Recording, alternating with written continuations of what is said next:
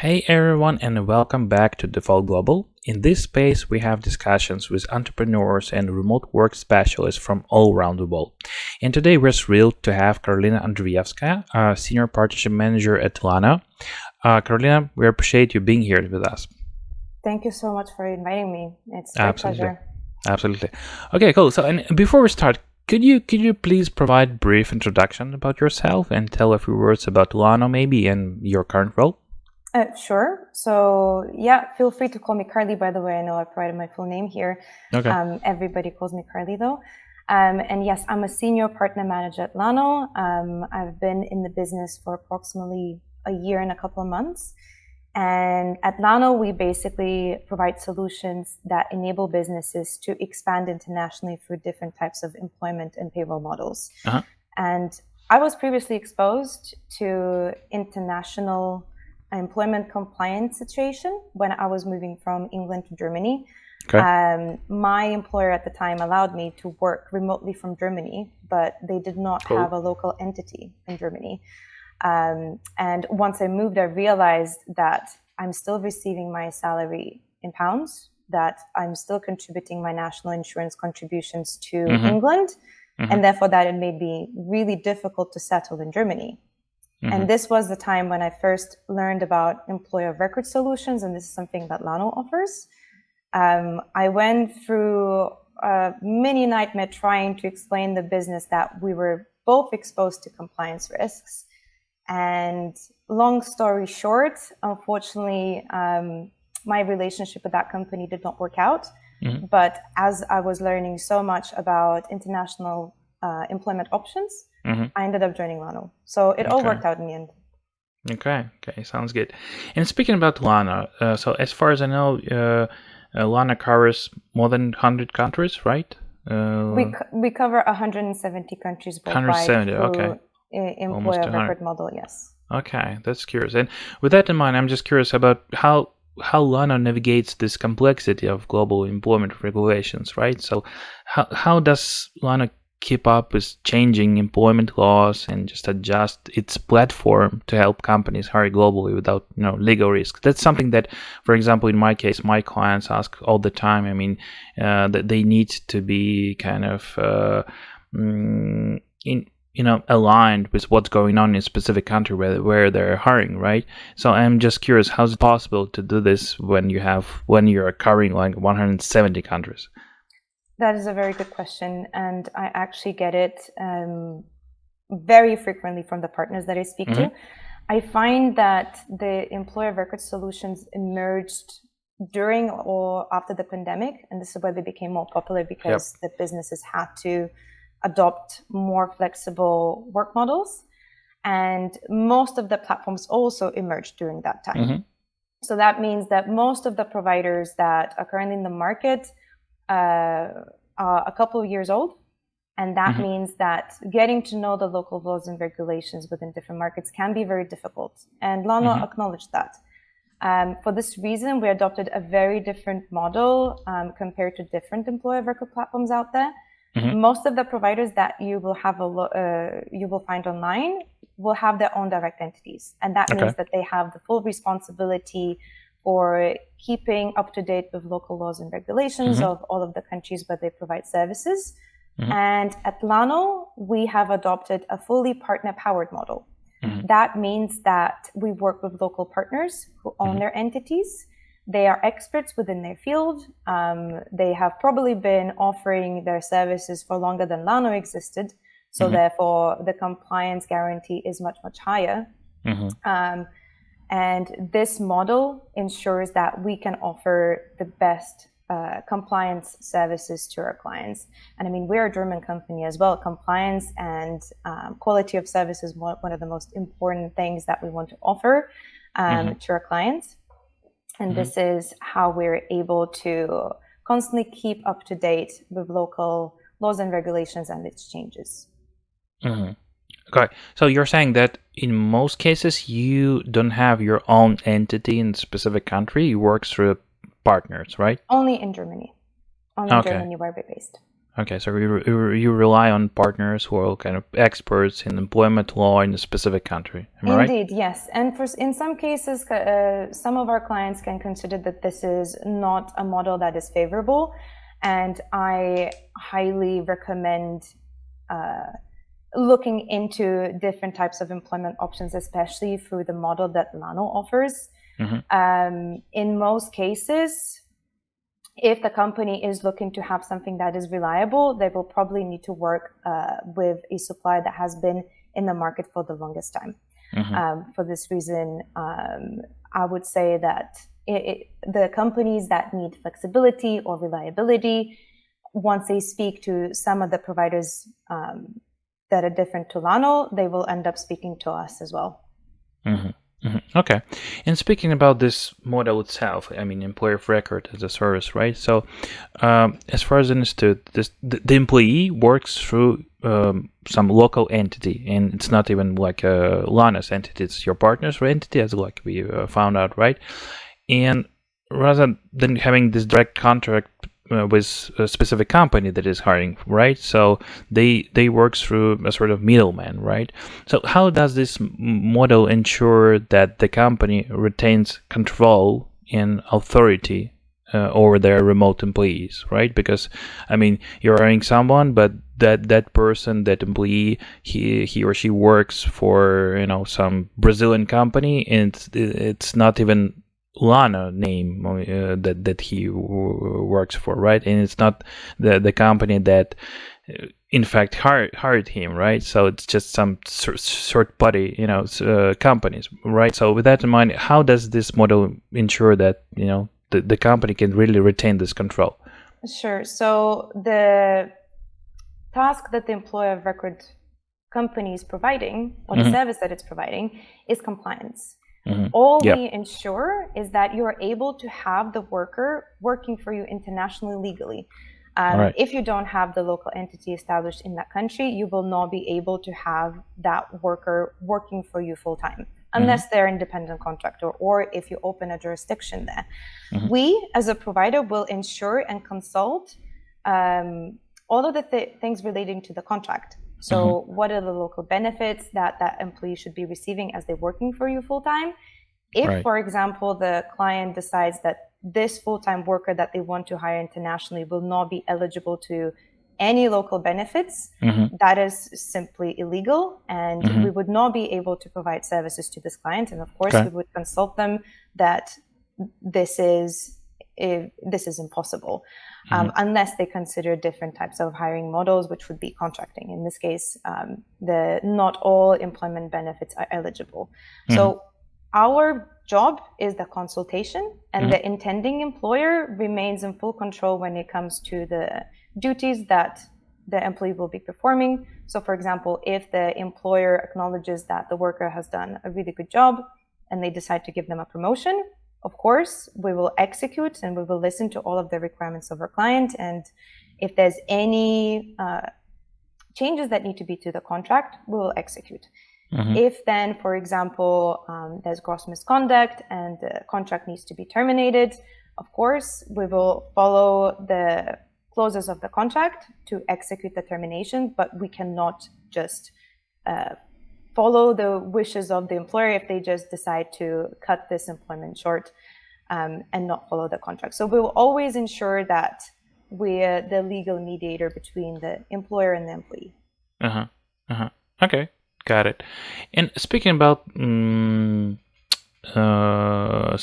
challenges, right? So you work with companies who are just about to start hiring globally, right? So and they might have tons of questions in terms of how to do this, right? And you also might observe some common challenges and misconceptions that they face, right, on a daily basis. So can you share maybe some common issues, some common misconceptions and challenges companies face when they first consider hiring talent abroad?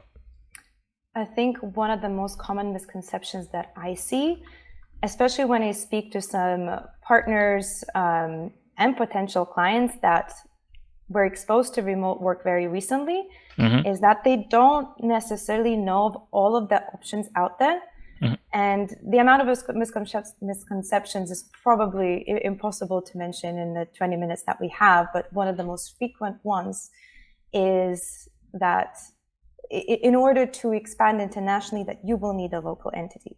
And that is simply not true. A lot of companies out there still are not aware of employer of record model. And indeed, I was at running remote last week. I've met with some remote professionals, business owners who are looking to expand. And they said that before attending running remote, they've never heard about employer of record services. And they thought that international employment is just not an option for them because, of course, if you're looking to open a legal entity, it's quite a lengthy process. It requires a lot of legal education. And of course, when you find out about different options such as EOR, that allows you to move much faster without any potential headaches around paperwork because it's all managed to you by one provider. So I would say that that is one of the most frequent misconception that I face to this day. Okay. So you're saying that the biggest issue that they simply didn't know that Lano exists, right? Exactly. Not even Lano, just the model itself. Yeah, and other, yeah. Okay. Yeah. Indeed. Cool. Okay. Okay. So let's talk a bit about the future, right? So recently, I had this great conversation with Leah Martin, who runs the running remote conference that you have just mentioned, right? And we just look at the world's largest remote work event, I guess, right? So, and he mentioned that the future of remote work and global hiring is still kind of uncertain. That's what he told me. And there's a possibility that corporate America, for example, they might push people back to offices, turning remote work into a gig-focused approach for smaller companies, right?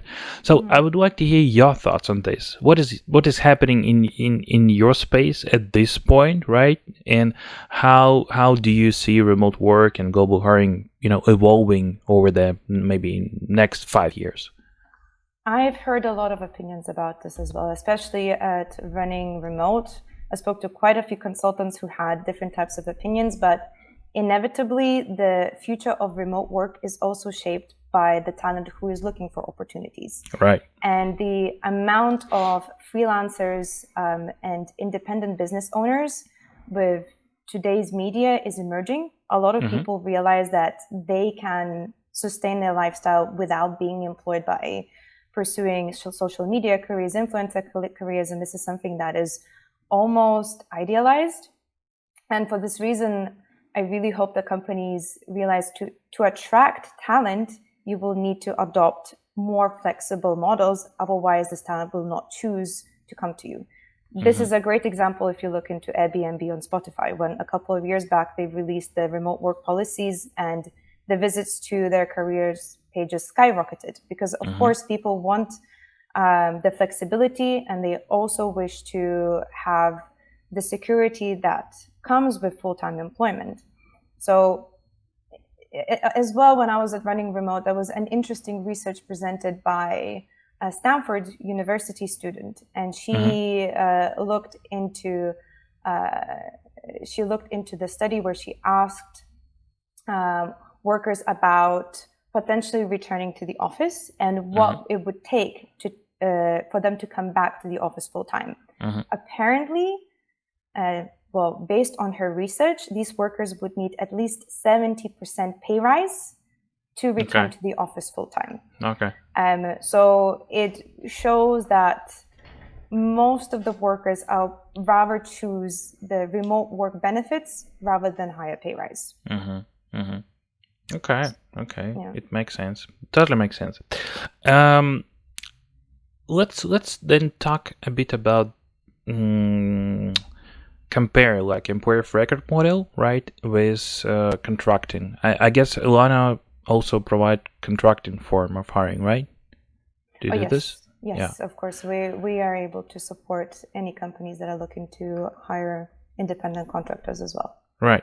And speaking about this, so from I talk a lot with remote work experts, with global hiring experts, and I see like two different camps, right? So on the one hand, we have guys who are saying that, listen, global hiring is super expensive, and only like big companies can really afford that. So I really think that they more talking about employer of record model, because it's really not really cheap, in fact, right? So on the other hand, we have guys who are saying that that's a great opportunity. Remote work and global hiring is a great opportunity to reduce your costs, because you can benefit from local economy situation in Brazil or Argentina or somewhere else, right? And you can hire really cool, for example, tech talent, and who are at the same level in terms of experience and expertise as like a guys from Silicon Valley, right? But in terms of their expectations, our expectation they're way lower, right? So, what is your opinion on this, right? So, I also hear like guys who are saying that its contracting form is kind of not really legal stuff right now, and we should put some extra regulation on this, right? So in your opinion, is using this contractor approach instead of hiring full-time employee, like as through employer of record model, for example, a potentially risky option that could eventually be like restricted? I don't think it's going to be restricted, but it's definitely risky.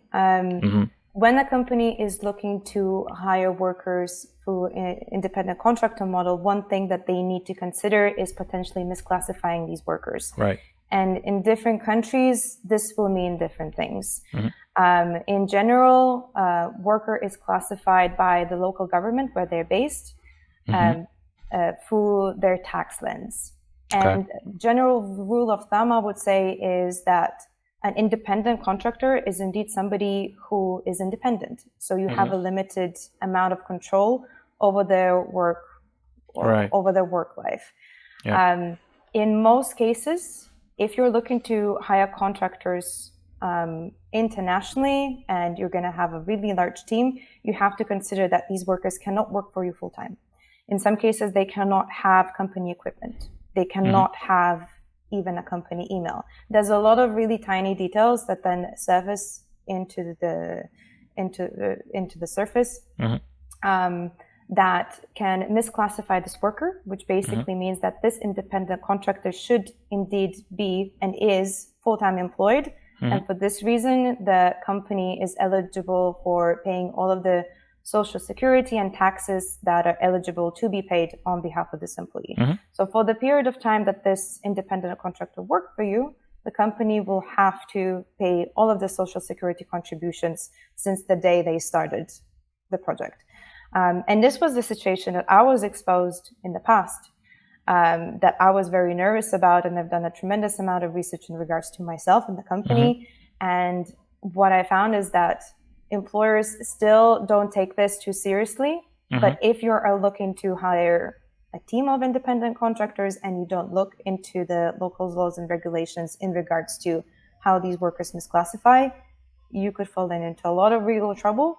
And potentially, it would have been much more beneficial to invest into employer of record, who would ensure that this is mitigated. And of course, all of the benefits that you can provide through full-time employment are much more attractive to workers these days because they're eligible for benefits and they're eligible to security. Okay, and with the current economic climate, right? So where like more local talent, for example, available, right? But also we have tons of startups who are still, they need to reduce their cost, and basically that's what what I see in my company, right? So the motivation to go global, right? So it's kind of different than a year ago, for example, right? So a year ago it was kind of we cannot find really cool guys locally because of this competitive dynamic, and it's hard to compete with big brands for tech guys specifically, right? So like a talent shortage was the number one reason why those startups, well-funded startup, but still kind of not very well known, decided to go global, right? And this year it's kind of different. This year we see that the main motivation is just to reduce costs, and considering this climate that we have now, and considering this extra employment taxes linked to employer of record services, right? How does Lano keep its offering affordable and practical for companies comparing to using contractors, right? Because as I said, like for example, for a large corporation, that's the only option. I mean, employer of record, but for small startups, they're looking for other options, and contracting, I guess that's the number one approach that they have in mind. So what do you think about it? So first of all, Lano's fees are set in most of the countries. So you would be looking to pay a subscription fee of approximately 550 euros per month per employee in all of the countries where we provide services in. However, I think that the quality and the price does not compare equally if you're looking to compare an independent contractor model to employer of record model. The risks that you face with misclassification, as I mentioned, can cost you a lot more in the future if you don't look into this properly. And of course, employer of record services can ensure that you can mitigate all of these risks. At the same time, if you're looking to expand into international countries to access more local talent, you will be exposed to the local market and the fees. So for example, if you're looking to hire tech talent somewhere in the US, I cannot give you an example. It's probably a better question for GoGloby. What are the typical salaries that talent will be receiving? It's probably very high. So if the US company is now looking to expand into the European Union, probably that cost is going to be much lower. You will add the service fee of Lano, which will still not be equal to the salary that you would be paying to the local worker in the US. So there's multiple factors that you should consider in this case. I would say it's the risk factor that can cost you a lot. And depending on which country you're looking to expand, even once you add the extra costs of employer record services, it will still not be comparable to the local market. It really depends where you're looking to expand. Yeah, definitely. It definitely makes sense. Okay, so probably my last question for today is that can you share the top 3 things companies should prepare or consider before going global? So top level, in my opinion, if this is a local company that was never exposed to international work and never hired people remotely, they need to ensure that they have the right foundations to do so. So if they don't have the right policies, they have not gone through managers training, and they have not looked into this topic properly, most likely they will face an absolute nightmare once they have an international team. You have to understand that diverse talent means a different type of work culture, and that your organization will change. And there's a lot of great companies out there that provide consultancy services in regards to change management and going remote. And I would highly recommend to at least do some research in regards to what does it entail to have remote workforce, to ensure that you're using it for your own benefit, not for your company's destruction. The second part, of course, and it's kind of like a step-by-step process, once you've done your research and you're ready to assess international talent, I would connect with a local recruiter where you want to find talent in. So, for example, if you are a US company, again, interested in expanding in Europe, you probably have absolutely no idea what it's like to find talent outside of the US, how the process is going to look like, what does attract local talent, because it can be also daunting to work for a company that is far away from your local country. And this is most likely where I would recommend GoGloby as well. Thank you. So any company can understand what it's going to be like to hire talent in a different country? What are the salaries that you'll have to consider? Because a recruiter most likely will know. And of course, once you found the local talent and you found your perfect recruitment partner, compliance is the last puzzle piece. So in this case, I would recommend looking into different platform or consultancy service, potentially even Lano, to understand what type of employment model will make sense for you. In this podcast, we mostly discussed employer of record. However, there's many other different options that a company has to consider. Of course, it can be opening up a local entity. It can be employer of record services. It can be contracting. It can be many different options. And we as a provider always ensure that we understand the situation of the client and we will advise them the most suitable solution for their case, even if it's not something that can be provided by Lano, because for us, again, compliance is the number one thing that we want to ensure for the client. Okay, sounds good. So I guess we're good for today. So it's been kind of an awesome conversation, and I'm sure our listeners they have gained valuable knowledge on global hiring, and so we appreciate your expertise and the work Lano does. Yeah, thanks a lot. Thanks for joining us today.